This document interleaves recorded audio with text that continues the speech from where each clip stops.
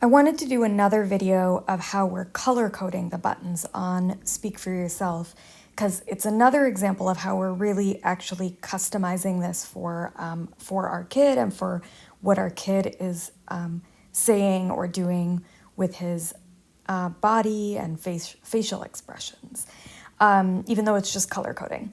So back when we were gung-ho parents jumping into AAC without guidance, I had decided that we should use the Fitzgerald color coding system to color each button based on its grammatical part of speech.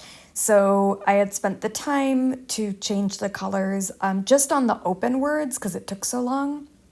But as we opened more and more buttons, we got really lax on color coding, which you could see in the last video. And then on top of it, it ends up I'm really bad at grammar. So other than nouns and verbs, I was like guessing at parts of speech because I was like didn't want to put that much time into it. But the lack of colors wasn't really impacting our kid. But what it was impacting is me, actually, and sort of going to certain pages and having a bunch of white words and then words with color was actually making it harder for me to use it. And our speech therapist, so recently I asked her, should we be worrying about the color? And she said that the research on the importance of colors for kids is pretty scant, or like it shows that like it doesn't really matter. But she did agree that it can help us adults who are doing the modeling. But here's what she did suggest. She suggested that it will be important to make sure that the words and phrases that our kid needs access to in times of emotional distress, like pop out in some way. And so then we were talking about like our heightened positive emotions, like is that important as well? You know, that if he's really excited, is it important to pop out, you know, the phrase, I'm excited? And if I understand correctly, her gist was basically like, sort of or no, like right now, Alu, our kid, has a really great way of showing that he's excited by his face, and he dances in one spot, and so his body is saying it. And there's no reason for him to not say it that way. You know, that is like a great way to say that I'm excited. But like if you're thinking of a negative emotion, you know, he's 3, so maybe if he's really mad and he wants a toy, his, you know, body way of expressing that will be grabbing a toy, which, you know, he's 3, that's what everybody's doing. But as he gets older, he'll probably need other ways to express, you know, I'm mad because I want that, or whatever, other than grabbing. So what I was getting out of it was like, it's sort of about what is it that he would want to say in that moment of a heightened positive emotion. So I'm going to show, negative or positive emotion. So I'm going to show some of what we did. So first of all, I did color code in some vaguely Fitzgerald way the home screen except what was already white because we had already gotten used to it, so we didn't want to change what we already had there. But we have, you know, for example, under help, we've popped the word help, and then also I might need a little help. I might need a little help. So my thought was, you know, maybe he's like really upset because he needs help, and then he needs to be able to say that. And then we popped under feel. When I feel so mad that I want to roar. So that was another one. And then we also popped grown-ups come back. Grown-ups come back. Because he gets very upset when dad leaves, and we've been playing that song. I've been playing that song, and it's sort of been helping. So I thought maybe there's a time where he's really sad or upset, and he wants to be able to like say or remind himself sort of out loud that grown-ups come back, or that the reason he's upset is because dad left. So maybe that is something that he might want to say.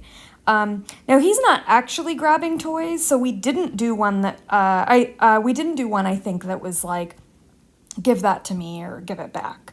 But I think we did pop a couple of others like that we were just thinking through when he's upset or when he's mad, what is it often that he wants to express?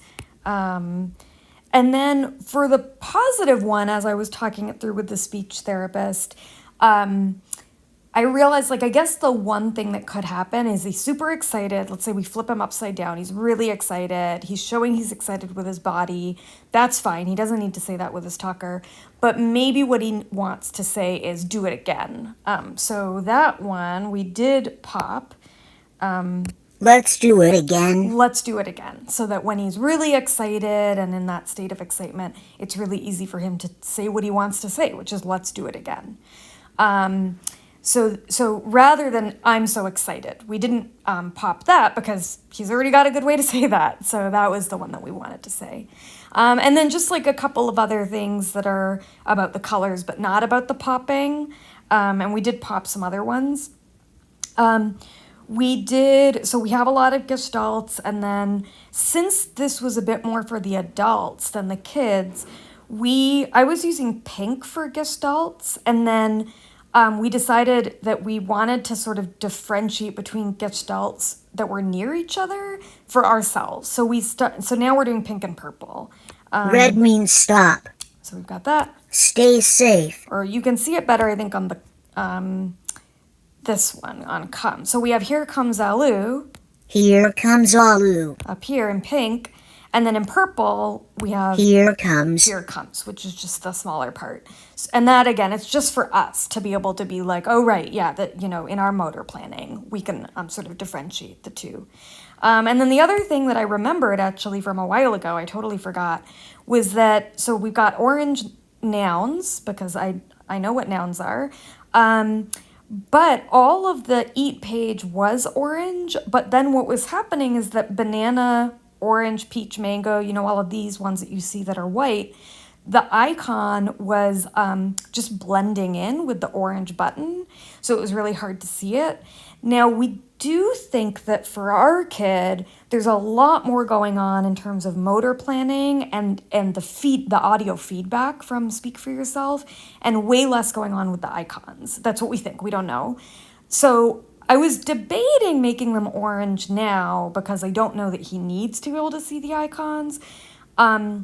But I got really lazy on time. It was a lot of work, so then I just didn't. So then that was that. And then similarly under time, I was looking at this and then I was just like, oh my God, this would be a lot of work. I'm just gonna leave this whole page with white buttons. So that was sort of how we handled that, I think. And then, under need, another example of the popping was I need a break. So that was one as well where we could imagine in the future, he is overwhelmed or whatever, and he needs to be able to say to somebody, I need a break. And he needs to be able to find that really easily. So that's why we made that one red. But so you can see that even with the popping idea, there was no rule to follow. It was really about thinking through his experience when he is either really excited, overstimulated, or really upset, and what are typically the things that he might want to say around that experience. And I think the last thing I'll say is I was, on the topic of he's already saying it, I was observing that maybe with my partner, if I'm mad, I don't need to explicitly say that I'm mad. I mean, I should, but sometimes it's I'm doing a good job expressing it with my face or my body. And then our speech therapist was like, right, but what you probably want to say is what are you mad about? What do you need to happen? What is the next step that you're looking for? That's the thing you need to be able to say in that moment when you're mad. But the part about I'm mad, he gets it. He can see that I'm mad. So that was my thought there as well.